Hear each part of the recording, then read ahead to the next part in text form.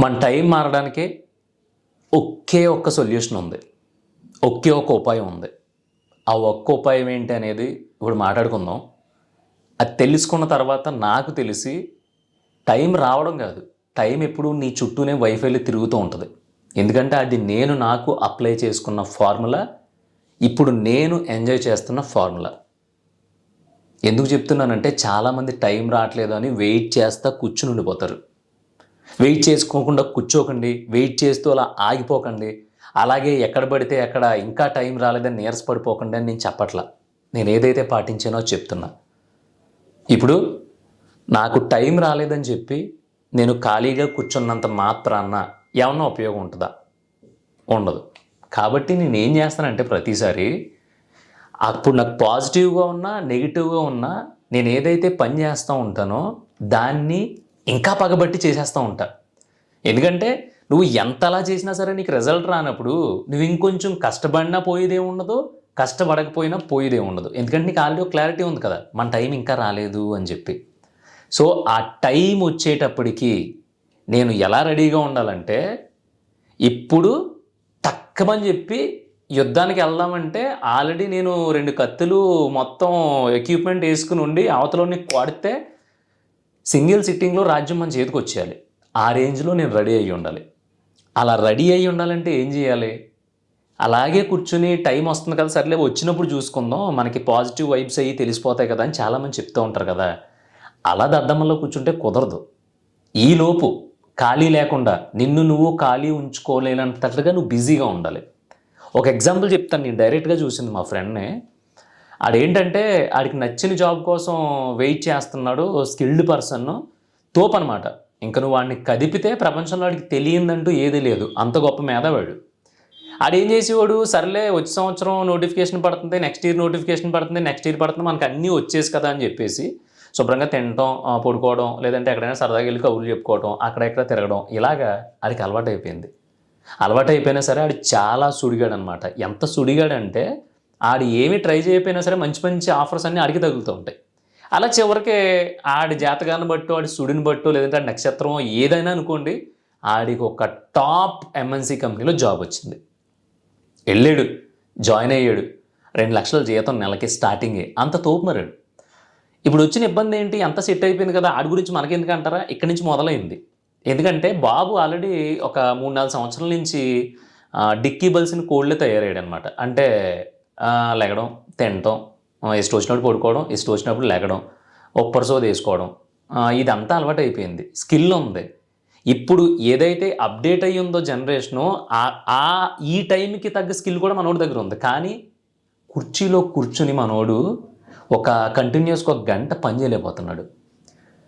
మొత్తం విధాలుగా ప్రయత్నించాడు. ఏదేమైనా సరే ఆవలింతలు వచ్చేస్తున్నాయి, లేదంటే చిరాకు దొబ్బుతుంది, కూర్చోవాలంటే కంట్రోల్లో లేదు మొత్తం బాడీ. అటు తిరుగుతున్నాడు, ఇటు తిరుగుతున్నాడు, కిందకి వెళ్ళిపోతున్నాడు. ఈ గ్యాప్లో ఇవన్నీ ప్రెజర్స్ వల్ల సిగరెట్ అలవాటు చేసుకున్నాడు.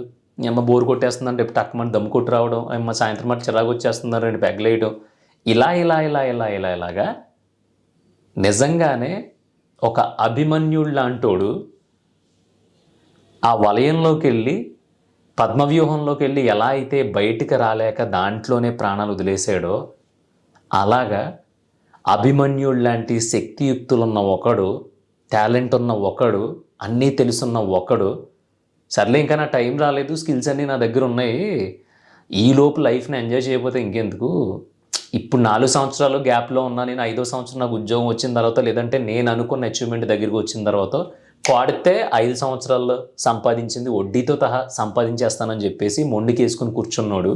చివరికి ఆడి టైం వచ్చింది, ఆడు అనుకున్నది ఆడి కాళ్ళ దగ్గరికి వచ్చింది, ఆడు ఏదైతే కోరుకున్నాడో అది ఇప్పుడు ఆడి చుట్టుపక్కల ఉంది. అయినా సరే చేతగానోళ్ళలాగా ఆ ఉద్యోగంలో ఎవడో పీకేస్తే మళ్ళీ ఊరొచ్చి కూర్చున్నాడు. ఇదేం గట్టిగా కాదు, నాకే నీరసం వచ్చింది ఈ మాట వింటేనే. దీన్ని బట్టి మీకు ఏం అర్థమైంది? టైం మనకు వస్తుంది ఖచ్చితంగా. ప్రపంచంలో ఎంత దరిద్రాల్లో పుట్టినోడికైనా సరే ఒక టైం వస్తుంది. కానీ దాన్ని కొంతమంది ఆ టైంలో బాగుపడి, కొంతమంది ఆ టైంలో అచీవ్ చేయగలిగి ఎవరైతే గోల్ కొట్టగలుగుతారో వాళ్ళేమీ పైనుంచి దిగి రాలేదు. వాళ్ళు ఆ టైం కోసం వెయిట్ చేయకుండా వీళ్ళకి నచ్చిన పని చేసుకుంటూ పోతారు. సో చేసుకుంటూ వెళ్ళినప్పుడు ఆ టైం వచ్చినప్పుడు వీళ్ళు చేసిన పని, వీళ్ళు పెట్టిన ఎఫర్ట్స్ అన్నీ కలిసి ఆ టైం కూడా కలిసి అదొక బ్లాస్ట్ అవుద్ది అనమాట. ఇంకొక చిన్న కథ చెప్పనా, ఇది కథే కానీ నేను చెప్పిన రియలిస్టిక్ ఏదైతే ఉందో దానికంటే ఇది బ్యూటిఫుల్గా ఉంటుంది. 2 గుర్రాలు ఉన్నాయంట. ఒక రాజకుమారుడు ఉన్నాడంట. ఆ రాజు కొడుకు ఉన్నాడు. ఆ కొడుక్కి యుద్ధాలంటే భయం. సరే రాజు ముసలోడు అయిపోయాడు, కొడుకు మాత్రం 6 ఫీట్తో మంచి కట్అవుట్తో చాలా స్ట్రాంగ్గా ఉన్నాడు. ఇప్పుడు నెక్స్ట్ ఏం జరిగింది అంటే కరెక్ట్గా రాజ్యాన్ని కొడుక్కి ఇచ్చేసిన తర్వాత ఒక వారం రోజులకి ఎవరో యుద్ధం ప్రకటించారు రాజ్యం మీద. కొడుకు ఏం చేశాడు, ఇప్పుడు దాకా నాకు భయం లేదు, నేను చాలా శక్తిశాలిని, సమయం వస్తే నేనేంటో ప్రూవ్ చేసుకుంటానని తొడగొట్టేస్తూ ఉండేవాడు ప్రతిసారి. రాజ్యం అంతా అయ్యి బాబాయ్ రాజుగారు కొడుకు 6 అడుగులు ఆజానుబాహుడు, అసలు ఎంత లేదు, యుద్ధం వచ్చినప్పుడు చూడాలి మనోడు వీరత్వం శూరత్వం అని చెప్పేసి అందరూ వెయిటింగ్. వాళ్ళు ఏదైతే కోరుకున్నారో వీడి దరిద్రం బాగోక యుద్ధం వచ్చింది. ముసలిరాజు అన్నాడు, ఇన్ని రోజులు నువ్వు యుద్ధ భూమిలో నీ సౌర పరాక్రమాలు చూసి దాన్ని తరించకుండా చచ్చిపోతానేమో అనుకున్నాను, యుద్ధం వచ్చింది, నీకెందుకు ఇంక నువ్వు యుద్ధానికి బయలుదేరని వీర తిలకం దిద్ది రెడీ చేశాడంట. ఈడేం చేశాడు, ఇప్పుడు లోపల విపరీతమైన పిరికితనం. ఎందుకంటే అయ్య బాబాయ్ మన వల్ల అవధి ఇదంతానే, ఈ బాబాయ్ ఎవడు చంపేస్తాడు ఎవడు పొడి చేస్తాడు అని చాలా పిరికోడు. కానీ యుద్ధానికి వెళ్ళాలి తప్పదు, ఎందుకంటే ఇప్పుడు భయపడితే రాజ్యం మొత్తం చూస్తుంది, చచ్చిపోయినంత పని అవుద్ది. అందుకని ఒక ప్లాన్ వేశాడు. భటులందరూ వచ్చారు, రాజుగారికి గుర్రం రెడీ చేస్తే అదేమో మంచి గుర్రం కూడా మంచి చాలా యంగ్గా ఉంది. అస్సలు ఎంత యాక్టివ్ ఉందంటే నాకు తెలిసి ట్రైన్ కంటే స్పీడ్ పరిగెట్టేసేలా ఉంది. ఇది భయపడ్డాడు రాజు చూసి, ఇది ఎక్కితే ఇప్పుడు అందరికంటే ముందు తీసుకెళ్ళిన యుద్ధంలో ఇసిరేసేలా ఉంది, సావదొబ్బుతారు వీళ్ళందరూనే, ఇదంతా కాదు ఒక స్కెచ్ చేద్దాం, లేనిపోని తెలివితేటలు ఉపయోగించని చెప్పి భటుని పిలుస్తారు.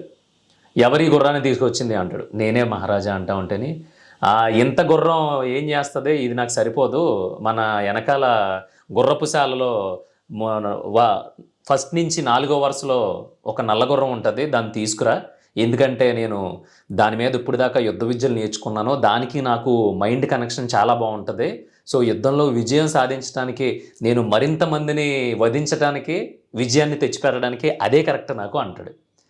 సరే ఇదేదో బాగుంది, అయ్యి బాబాయ్ గుర్రంలో కూడా స్ట్రాటజీ ఉంది మా మహారాజు, కానీ జై హో మహారాజా జై హో మహారాజా అని గోల కింద ఉన్నారు జనం. ఈడికేమో అన్నీ తడిసిపోతున్నాయి, ఇప్పుడు వెళ్ళాలి, ఆ పక్కనేమో పెద్దది సైన్యం. సరే ఈడికి అంతకంటే పెద్ద సైన్యం ఉంది కానీ ఇది ధైర్యం లేదు ఫస్ట్. సో అంతా వచ్చింది, కానీ అక్కడ ట్విస్ట్ ఏంటంటే ఎక్కాడు, గుర్రం ఎక్కేసాడు, ఇది మనకు కావాల్సింది, అది ఇది అని చెప్పి నాన్నగారు ఆశీర్వదించండి అన్నాడు. లోపల పిరికితాను, బయటేమో గంభీరంతో బయలుదేరే యుద్ధానికి. అన్ని గుర్రాలు పరిగెట్టేస్తున్నాయి. అందరికంటే ఈడు ఏదైతే తెచ్చుకున్నాడో ఆ గుర్రం అన్నిటికంటే ముందు యుద్ధం వైపు దూసుకుంటూ వెళ్ళిపోతుంది. కానీ ఏదైతే ఫస్ట్ రిజెక్ట్ చేశాడో, ఈ గుర్రం ఎందుకు, ఇది నాకు నచ్చలేదు, నాకు దాంట్లో నుంచి తోలుకురన్నాడు కదా, ఆడు వదిలేశాడు కదా, రిజెక్ట్ చేసిన గుర్రం ఏదైతే ఉందో అది సగం దూరం పరిగెట్టిన తర్వాత రౌత్ ఎవడైతే దాన్ని డ్రైవ్ చేస్తున్నాడో ఆడు మాట వినకుండా అటు ఇటు తిరిగేసి యుద్ధం నుంచి ఎటో వెళ్ళిపోయింది. ఆ సౌండ్లు అయ్యి దానికి భయం వేసి ఈడు షాక్ తినేసాడు గుర్రం మీద కూర్చున్న మహారాజు. ఈడేంటి అనుకున్న ప్లాన్ రివర్స్ అయిపోయింది. ఎందుకు రివర్స్ అయిపోయిందంటే ఈడు ఉద్దేశం ఏంటంటే అది చాలా ఎనర్జెటిక్గా ఉంది, దాని వయసు కూడా తక్కువ, చాలా చురుగ్గా ఉంది, అందరికంటే ముందు యుద్ధంలోకి వెళ్ళిపోతుందేమో, ఇది మనల్ని చంపేస్తారు ఇప్పుడు, అలా కాకుండా ఒక ముసలి గుర్రాన్ని చాలా రోజులు అయిపోయింది ఇంకా పరిగెట్టదేమో అనుకున్న గుర్రాన్ని తీసుకొస్తే అసలు మనకి ఇది పరిగెట్టుకుని యుద్ధం దగ్గరికి వెళ్ళే లోపు మన సైనికులు ఇల్లు కొట్టుకుంటారు, ఈ లోపు మన సైన్యం పోయిందనుకో మనం ఓడిపోయి ఒప్పేసుకోవచ్చు, లేదంటే మనం బందీగా వెళ్ళిపోవచ్చు, సో మనం వెళ్ళేటప్పటికి లేట్ అవుద్ది, మిగతా గుర్రాలన్నీ వెళ్ళిపోయి కొట్టేసుకుంటూ ఉంటాయి, మనం ఈ ముసలి గుర్రం మీద స్లోగా వెళ్ళొచ్చు అనుకున్నాడు. కానీ కట్ చేస్తే అక్కడ ఏమైందంటే అది వయసులో ఉన్న గుర్రం ఫస్ట్ రాజు కోసం సైన్యం మొత్తం సిద్ధం చేసింది, దానికి యుద్ధం ఇప్పుడు దాకా చూడాల, ఆ సౌండ్లు ఆ గోల ఆ రచ్చ చూసి అది భయపడిపోయి పక్క పారిపోయింది. సో అక్కడ గుర్రం తప్పు లేదు, ఎందుకంటే దానికి ఎక్స్పీరియన్స్ లేదు. కానీ ఏదైతే రాంగ్ స్ట్రాటజీ చేసి ముసలి గుర్రం ఇది పరిగెట్టదని తెచ్చుకున్నాడో దానికి ఆల్రెడీ వాళ్ళ నాన్న హయాంలోనే 2-3 యుద్ధాలు చూసింది, భయంకరమైన యుద్ధాలు. దానికి క్లియర్ కట్గా తెలుసు ఎక్కడికి వెళ్ళాలి, ఎవరిని టార్గెట్ చేయాలి, ఎక్కడికి తీసుకెళ్ళాలి అని. డైరెక్ట్ మధ్యలో తీసుకెళ్ళిపోద్ది మనోడిని. తీసుకెళ్తే అక్కడ చూడాలి మనోడి టైము. అక్కడికి వెళ్ళిన తర్వాత మనోడేమో కత్తి తిప్పడం రాదు, ఎవడన్నా చంపడానికి వెళ్ళేటప్పటికి ఆ రక్తం అయ్యి చూసి మనోడు కళ్ళు తిరిగిపోతూ ఉంటాయి. దీనమ్మ కర్మ, ఇదేం కర్మరా బాబు, ఇది ముసల్దే, లేటుగా తీసుకొస్తుంది, మనం వెళ్ళేలోపు యుద్ధం అయిపోద్ది అనుకుంటే తెల్లారకుండానే ఇది యుద్ధంలో దూరేసింది, ఇంకా మా ఎదవలు రాలేదనుకుని అప్పుడు ఈడు కత్తులు తీసి తిప్పడం మొదలు పెడతాడు. వచ్చి రాని తిప్పితే ఆడి టైం బాగుండి ఆ యుద్ధంలో వాళ్ళ సైన్యం బాగా పోరాడడం వల్ల ఆ యుద్ధంలో గెలుస్తాడు. గెలిచిన తర్వాత రాజ్యం అంతటి ముందుకు వెళ్ళి నిజం చెప్తాడు. ఇప్పుడు గెలిచింది నేను కాదు, నేను ఒక సోమరిపోతుని, పిరికోణ్ణి. మా నాన్న చాలా పరాక్రమవంతుడు, మా నాన్న రాజ్యం పెద్దది, మా సైన్యం పెద్దది కదా, మా పక్కకి ఎవడు కన్నెత్తి చూస్తాడులే అని చెప్పి ఇంత పర్సనాలిటీ, ఇంత దేహదారుఢ్యం, ఇంత గొప్ప వంశం, ఇంత పెద్ద రాజ్యం ఉన్నా సరే నేను కనీసం కత్తి తిప్పడం కూడా నేర్చుకోలేదు ఇప్పుడు దాకానే.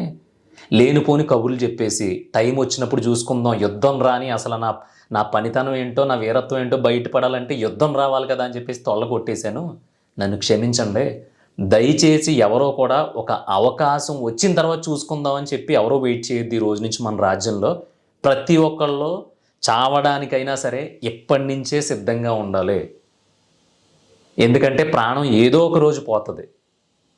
అందుకని చెప్పి మన పనులు మానేసుకుని, రిస్క్ చేయడాలు మానేసుకుని, లేదంటే అయ్యబాబు ఇది చేస్తే ఏమైపోద్దో, అది చేస్తే ఏమైపోద్దో, టైం వచ్చిన తర్వాత చూసుకుందాంలే, నా టైం రాలేదు ఇంకా అని అలాగే కూర్చుంటే మొన్న త్రుటిలో నా ప్రాణాలు పోయేవి. వీళ్ళందరూ పోరాడడం వల్ల నేను బ్రతికి బయటపడ్డాను. సో ఈ రోజుకైనా సరే నేను ఏం చేశానన్నది మీ అందరికీ తెలియకపోతే నాలాంటి వాళ్ళు నా రాజ్యంలో ఇంకో 100 మంది ఉంటారు. సో అలా కుదరదని చెప్పి ఆ రోజు నుంచి రాజు యుద్ధం ఉన్నా లేకపోయినా రోజులో ఒక పూట యుద్ధ భూమిలోనే గడిపేవాడంట. అంటే రకరకాల కత్తి సాములు, కర్ర సాములు, ఆ విలువిద్యలు అయ్యి నేర్చుకుని రాటు తెల్లాడు.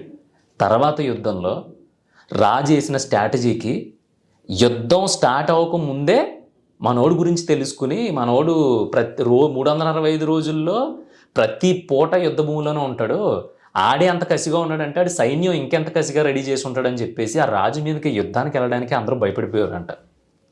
సో ఇది కథ. మన లైఫ్లో కూడా అంతే. మన టైం ఖచ్చితంగా వస్తుంది గురు, ఎవరికైనా టైం వస్తుంది. నువ్వు చూడలేదా? అరే అమ్మాయి ఇంతకుముందు అసలు ఏం ఉండేది కదా, ఆడికి టక్కుమని హైదరాబాద్ వెళ్ళాడు, ఒక 2 సంవత్సరాల్లో బాగుపడిపోయాడు, ఇప్పుడు కోట్లు సంపాదించేస్తున్నాడు అంటారు. ఎందుకు సంపాదించేస్తున్నాడు? ఆడు ఎలా సంపాదిస్తున్నాడు పక్కన పెట్టి, ఆడికి ఒక టైం వచ్చినందువల్ల కదా సంపాదిస్తున్నాడు. అది వరకు ఏం లేదు కదా ఆడికి. ఇది వరకు నువ్వే కదా ఎప్పుడన్నా రెస్టారెంట్కి తీసుకెళ్తే నువ్వే బిల్ పే చేసేవాడు కదా ఆడికి. ఇది వరకు కట్టుకోవడానికి సరిగ్గా బట్టలు ఉండేవి కాదు. ఇప్పుడు ఆడు 5-6 వేల రూపాయలు టీషర్ట్ వేసుకుని తిరుగుతున్నాడు అంటే ఆ టైం వచ్చింది, ఆడు ఎలాగో సంపాదించాడు. ఇప్పుడు ఆడు సంపాదించిన దాన్ని కరెక్ట్ వేలో సంపాదిస్తే రేపు పొద్దున్న అది కంటిన్యూ అవుతుంది, లేదా ఇంకో పోతాడు. అదంతా కాదు, ఆడికి టైం వచ్చింది. సో ఆడు వెయిట్ చేయలే. హైదరాబాద్ వెళ్ళాడు, అది చేసాడు, ఇది చేసాడు, ఆ వ్యాపారం మొదలుపెట్టాడు, ఈ వ్యాపారం మొదలుపెట్టాడు, అక్కడ తిరిగాడు, ఇక్కడ తిరిగాడు, అన్నీ చేశాడు. కానీ చివరికి ఆడి ప్రయత్నాలు ఆపకుండా ఏదో ఒకటి చేస్తూ ఉన్నాడు. మరి కొంతమంది ఏం చేస్తున్నారు? భయం. ఇప్పుడు ఉన్నది వదిలేసి వేరేది ఏమన్నా కొత్త ట్రై చేద్దామంటే ఉన్నది పోద్దేమో అంటే అంటారు కదా, ఉన్నదే పోయింది ఉంచుకుందే పోయిందని. ఈ భయం వల్ల చాలామంది అక్కడే ఉండిపోతున్నారు. మళ్ళీ చెప్తున్నా, మనకి టైం వస్తుంది. ఆ టైం వచ్చినప్పటికీ నువ్వు ఎంత స్ట్రాంగ్గా రెడీ అయ్యి ఉన్నావు అనేదే ఇక్కడ లెక్క. లేదు ఉన్నది చాలు, అసలు నాకు వచ్చిన తర్వాత నేను కొట్టేస్తాను డైరెక్ట్ వెళ్ళి అనుకుంటే మాత్రం, నా ఫ్రెండ్ ఎవడైతే ఉన్నాడో నేను చూశాను అన్నట్టు 2 లక్షలు ఉద్యోగం వచ్చిన తర్వాత కూడా 1 సంవత్సరం తర్వాత ఉద్యోగం పీగించుకుని మళ్ళీ అదే డిక్కీ బల్సిన కోడ్లాగా జీవితానికి అలవాటు అలా తిరగాల్సి వస్తుంది. లేదు అంటే మన 6 అడుగులు రాజు ఉన్నాడు కదా, ఈడు యుద్ధం నేను ఎరగదీసేస్తానని ఆ పనికి మన స్ట్రాటజీ, గుర్రం స్ట్రాటజీ వేసి దొరికిపోతాడు చూసావా, అలా ఉంటుంది. అలా కాకుండా ఎప్పుడోకప్పుడు మనకి నచ్చిన దాంట్లోనో మనం చేసుకునే దాంట్లోనో మనకంటూ ఒక గ్రిప్ వస్తుంది. ఆ గ్రిప్ వచ్చినప్పుడు మనకు కొన్ని అవకాశాలు పుడతాయి. ఆ అవకాశాలు పుట్టినప్పుడు ఆ అవకాశంలో మనం చేతగాని వాళ్ళు, మనం పని చేయమని తెలిసిందంటే జీవితంలో మళ్ళీ అవకాశం రాదు. మళ్ళీ నీకు టైం అన్నాను చూసావా, టైం కాదు కదా, పిలిచేవాడు రేపు అలానా చేసుకొని చెప్పను కూడా చెప్పడు. ఎందుకంటే ఆ టైం వచ్చినప్పుడు, ఆ అవకాశం వచ్చినప్పుడు నువ్వు చేతగానోడుగా ప్రూవ్ అయిపోయావు. ఇంకా నిన్నెవడు నేనే పిలిచి ఏమీ చెప్పను. మొన్న పోయిందిలే, మొన్న టైం వచ్చింది కదా, అప్పుడు నువ్వు రెడీగా లేవు, సరే ఈ సైన్యాన్ని మొత్తాన్ని వెనక్కి వెళ్ళిపోమని చెప్దాం, నువ్వు మళ్ళీ 1 సంవత్సరం తర్వాత రెడీ అవ్వు యుద్ధానికి, అప్పుడు మేము యుద్ధానికి వస్తాం అని చెప్పాలి నీకు. ఇంకా ఈ లోపల తల నరికేసి అక్కడ పాతేసి వాళ్ళ జెండా గుర్చేసి నీ రాజ్యాన్ని మొత్తాన్ని ఆక్రమించేసుకుంటారు. జీవితంలో టైం కూడా అంతే, అది వెళ్ళిపోతూ ఉంటుంది. నువ్వేమనుకుంటావు, సరే రాలేదు కదా అనుకుంటావు. అది ఇలా తిరిగి లోపు టక్మని వచ్చేద్ది. అప్పుడు నువ్వేం చేస్తా? ఏం చేయలేవు. అలా చేతులు ముడుచుకొని అది నిన్ను దాటుకుని వెళ్ళిపోయిన తర్వాత ఆ రోజని రోజు నేను అలా చేసుంటే బాగుండేది అని బాధపడుతూ చూసావా, ఆ బాధ పగోడికి కూడా ఉండదు.